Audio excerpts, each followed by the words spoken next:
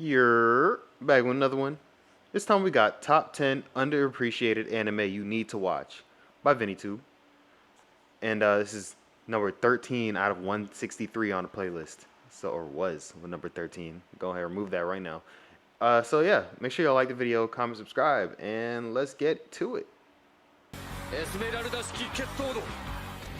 Lately, I'd say that anime has reached the point to be considered a big industry. Just look at the number of shows we get every season. Even the most niche titles or the most generic ones would undoubtedly find themselves being some fans' crown treasure in the midst of the packed season, so it's only natural that some stand While he's talking, I gotta throw this out there.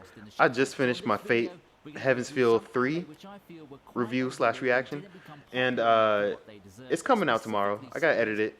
Just let you all know I'm exhausted from that. Oh my gosh, that's an emotional roller coaster. And Blood Battle Block Blockade on Battlefront Blockade. I almost said Battle Block twice. Think of Battle Block Theater.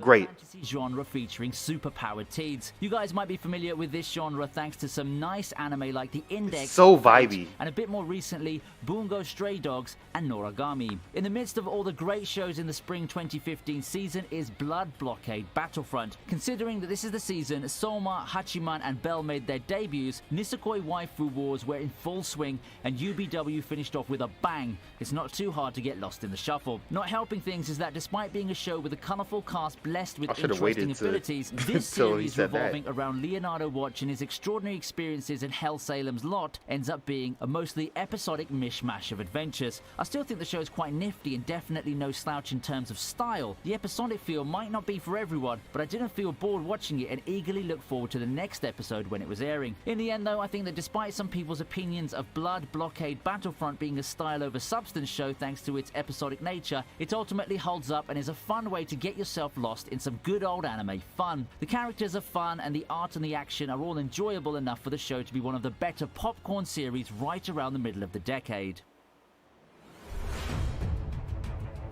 Next in line at number 9 is Golden Kamuy. Before trailers or anything like that, I didn't really know what to expect out of Golden Kamuy. I certainly did get my first major exposure to it thanks to the memes and clips of the hilariously bad CGI bear, but that's not really a good way to know what a show's about now, is it? So I decided to give it a shot, and I tell you what, I don't regret it one bit. Golden Kamuy at first seemed more like a gritty adventure series about survival. With the premise revolving around the Russo-Japanese War and the subsequent gold rush, I figured that the show will weave bits of history into an adventure narrative starring a war veteran and his partner Ainu girl. Turns out that I got more than what I bargained for in a way and came out of this rather unique series with a more complete understanding of Japan and the world back then. That's not to say that the action's lacking, but I certainly felt the historical aspects of the show can be considered the main focus. Is it a bait and switch? Well, decide for yourself. Overall, Golden Kamuy really needs more love. It's a nice, notable subversion of the historical fiction genre where the action takes a back seat to more documentary-like moments that center around Ainu culture. I know that this kind of storytelling might not be for everyone, but I certainly think that it's at least worth a shot. Alright.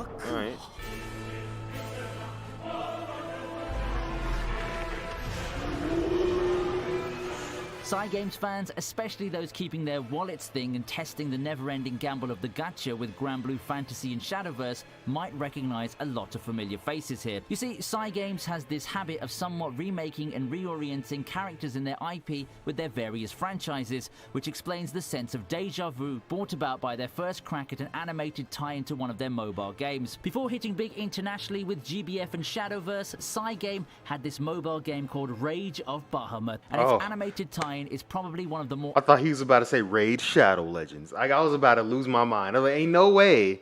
Ain't no way. As far as Cygame series are concerned, I feel that the series got overlooked at first because it didn't seem to be anything too special. A medieval world of gods and demons has always been a tried and tested trend, but the fact that it's a tie-in to a game might have raised some red flags to someone back in 2014. I mean, I love the Wicross anime and most card game shows, but let's face it, most tie-in series just don't break a lot of new ground unless they're already tied to a big franchise from the get-go. However, the ever-escalating stakes, the brilliant characters, and the nice art and world design completely surpassed my expectations. Rage of Bahamut Genesis might seem like your typical high fantasy, but it's one show that will surely catch anyone's low expectations off guard and create an anime to remember. Cygames and Studio Mappa managed to take a card game world and make an absolute winner out of it.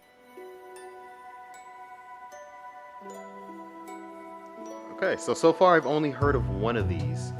Coming out at the same time as Gurren Lagann, Lucky Star, Darker Than Black, Hayate the Combat Butler, and a new Nanoha isn't easy. It's not hard to see why Moribito, Guardian of the Spirit, often gets overlooked or underappreciated when looking at anime in 2007. While anime fans were caught up with Grand Adventure Toward Freedom or Chilling with Konata and Friends, Production IG were doing a pretty neat job at adapting some Japanese fantasy novels.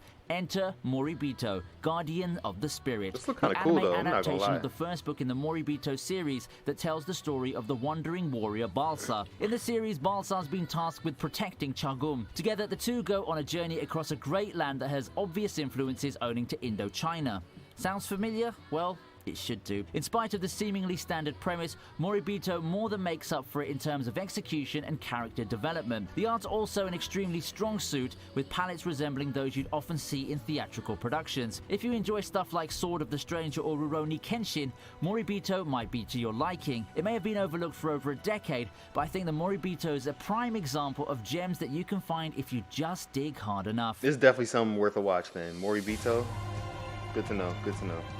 Garden of Sinners. You know the joke about how Atlas fans only know about Persona, specifically the game from 3 onwards? The same thing also applies to the Type Moon fanbase, with most of them supposedly only knowing Fate Stay Night and the billion spin-offs, prequels, and games that feature Saber, Rin, Gilgamesh, and some of Stay Night and Grand Order's iconic characters. To be fair, I'm not surprised that compared to the numerous Fate incarnations, Garden of Sinners gets much less love and popularity. While the action mystery in the series of movies holds up, it's by no means an easy watch compared to the straightforward storytelling of Fate and the Ilya shows. In the first place, watching the movie straight up would leave some viewers confused because the story wasn't told in chronological order. That's to say that the beauty of Garden of Sinners strongly lies in its rewatch potential. The movie series is quite philosophical, and the cryptic dialogue that requires multiple watches and some deep thinking might take a while to get used to. Get over those hurdles and you'll find yourself in a unique experience that revels in tackling mature issues, violence, and a dark, captivating mystery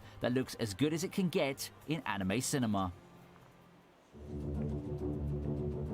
Now I think like Garden of Sinners before, Akatsuki no Yona is a title that most casual watchers have a brief familiarity with. You might have heard of the name before, or you might have seen some pictures of it with its signature art style and character designs. Akatsuki no Yona, known as Yona of the Dawn, can be described as Princess Yona's coming-of-age story. Born as the sole heir to the throne, her sheltered life of luxury quickly takes a downturn at the murder of her father. Barely escaping with her childhood friend, Yona's life turns upside down as she sees firsthand the real state of the kingdom. Her request to reclaim the throne won't be easy, but it'll certainly be a dramatic and grand eye-opener. In a vacuum, I don't think the series is really overlooked or underappreciated. It does have a fan base and was quite a niche hit back in 2014, but you gotta remember that 2014 was also the year of Your Lie in April, Parasite, Tokyo Ghoul, Nisekoi, and No Game No Life. However, I certainly didn't see I was a lot definitely of people watching talking Tokyo about Ghoul. Yona relative to what I actually think it deserves. Visually stunning with an extremely engaging plot, Akatsuki no Yona, in my opinion, is one of the benchmark action shoujo shows of that decade that everyone deserves to at least sit down and take a look at. This is probably, this is very this is definitely a weird like thing to bring up right now because it's unrelated as hell. But Parasite, I ain't really mess with it like that. I watched about 8 episodes and I was just like, I'm good. Like I kind of just dropped it. But like, is it worth going back to finish? Does it get better? Anybody who's finished Parasite? Because it wasn't bad per se. It was just, I was just like, I'll watch something else over Parasite, and I just never went back. So yeah, let me know if it gets better after episode 8, like, at any point. This is a real curious case in my opinion. Battleship Yamato 2199 is one of the most enduring series with a legacy to speak of. To give you a bit of context, it's a series that revolutionized the space opera genre in anime, and some people have called it the medium's equivalent of Star Trek. That's why when the remake started coming in a couple of years back, I wasn't surprised when it was one of the key recipients of the remake treatment. Nonetheless, at this time, it sits in the thousands in mal-popularity, and not a lot of people really talked about it back in 2012. I guess it was the medium of distribution to blame back then. After all, instead of giving us the remake in a full series, it had quite an erratic schedule that caused it to start in 2012 and finish in late 2013. And that is a shame really, because I think mostly that the remake of Battleship Yamato 2199 is one of the better ones out there. The transition of the series from the 70s to the modern era was done seamlessly and masterfully. It's a remake that does justice to the legendary anime that helped bring about the rise of the sci-fi genre in its time, and if you're itching to watch a remake of some oldies, make sure you don't give this title a pass. Okay. 91 days, yeah. 91 days. Go ahead and... Prohibition era is probably one of the most popular eras in American history. I don't even gotta Set say in an era nothing. of 91 lawlessness, Days is fire. 91 Days is a story revolving around Angelo Lagusa and his quest for revenge against the Venetti family. Sounds like one of those classic literature titles you've probably come across while in school, right? In terms of aesthetics, I'd say that it reminded me of Baccano. The story ends up being a slow burn, with tension slowly increasing and erupting in a big culmination in the climax. Revenge and crime drama stories aren't a dime a dozen in the anime world, so I sort of anticipated the show's fate when it comes to connecting with the typical viewer. Nevertheless, I don't regret picking this show up one bit, as at its peak, it's a gripping, dramatic story that encapsulates what you'd expect out of a dark thriller featuring this sort of setting. I barely heard anyone talking about the series when it was airing, and I definitely don't think I heard anyone talking about it after it finished either. And that is a shame in my opinion, because I think that this series deserves to get a lot more love than that. It was crazy. I was in high school, and it was like a weekend day, and I couldn't do anything. Like, all my friends were busy. I didn't have no car. I was just sitting at home. I was like, I'm gonna watch some anime. Was going on Funimation, scrolling. I said, 91 days. All right, I'm gonna put this to watch. Watch it all in one day. I was in there. I was in there. That show was so good.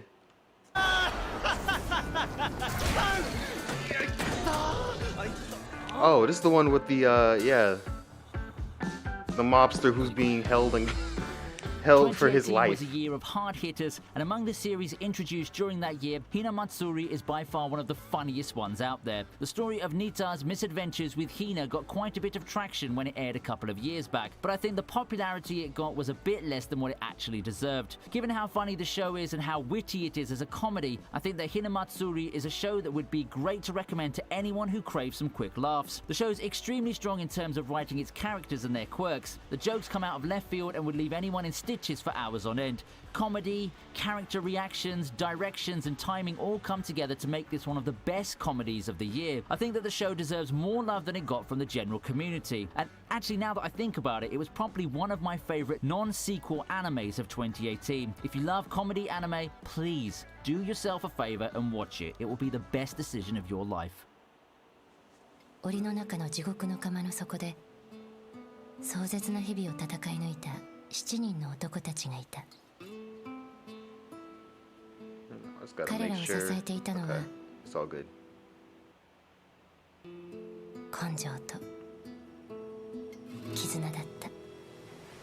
Now, where do we start with Rainbow? Not a lot of shows deal with the dark side of justice and the system of the world, and among them, I think that Rainbow is one of the more cynical and downright realistic ones in terms of showing how messed up the world can be. The gritty tale of survival featuring prison inmates has carved out a reasonable niche for itself back then, but then not a lot of people still remember it compared to its contemporaries. Given the subject matter and the sheer graphic nature, it's not surprising that the show would be underappreciated compared to a lot of stuff that deals with similar topics in its time. With that being said though, I really vouch for this series because it's not afraid to go down and dirty in its depictions of social injustice and the nature of criminal justice. Rainbow is a grim and dark tale of survival that's one of the most serious stories that I've ever seen in anime. Prepare your tissues, for Rainbow is a series that will take you on a wild ride and a whirlwind of emotions. It's a truly depressing series that shows some grim dark realities, and I think that it deserves more love for the sheer boldness it took, especially considering the medium of anime as a whole.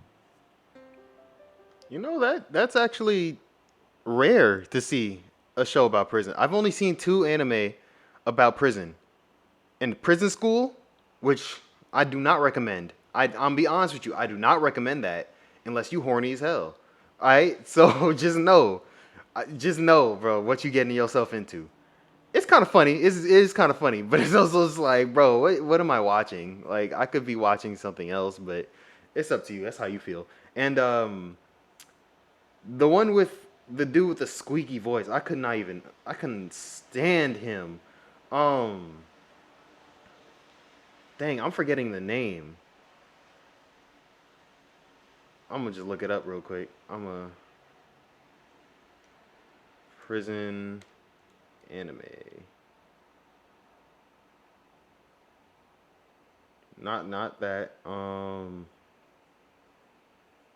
It keeps saying prison school. That's on Netflix. Oh hell no. Oh hell no. Noragami, bro. Where is it at? Anime shoot. Blood. Dead Man Wonderland. That's it right there. Dead Man Wonderland.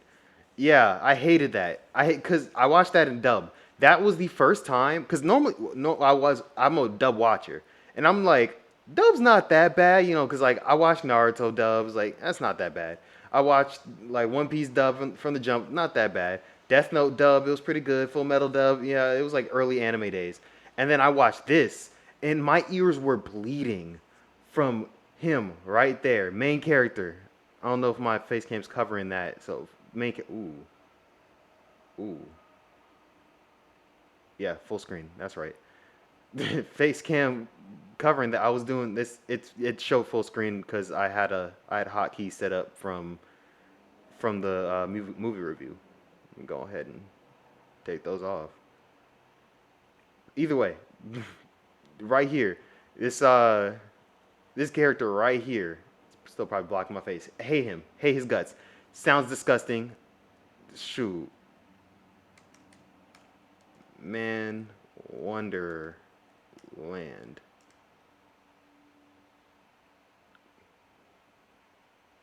Uh, dub cast. Greg Aries. That's who voiced Ganta.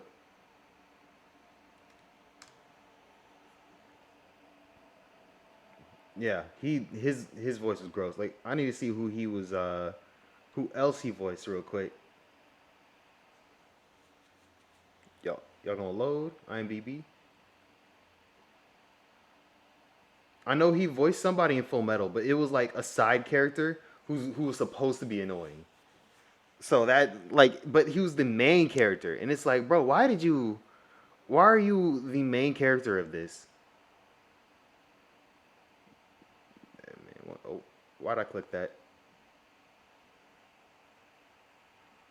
Oh, he's in Dragon Ball Z. Goldo. Okay, that makes sense. My Hero. He's okay. That makes sense. All side characters. You don't want him as a main character. You don't. Be honest with you. That was painful. I was looking for the Full Metal one, but Full Metal Panic. Okay, but it don't really matter at the end of the day. Did I just see Hajime? Oh, I don't know what that is. Hajime no Gal. Frost. Okay. Okay. Okay. Either way, don't matter. It don't matter. I highly don't recommend you watch dub for Dead Man Wonderland. That is a definite sub right there, because oh my gosh, everybody else is cool in it. It was just him. It was literally just him. Greg Aries, like he ruined Dead Man Wonderland for me, and it's not his fault. It's the casting. They should not have casted him. I mean, like, he kind of fit. Like, oh, he was kind of a squirmy little crap, but like either way, it was too much to be the main character. I'm gonna get out of here. I got distracted hard. I hope y'all enjoy. Like, comment, subscribe. I'm out. Peace.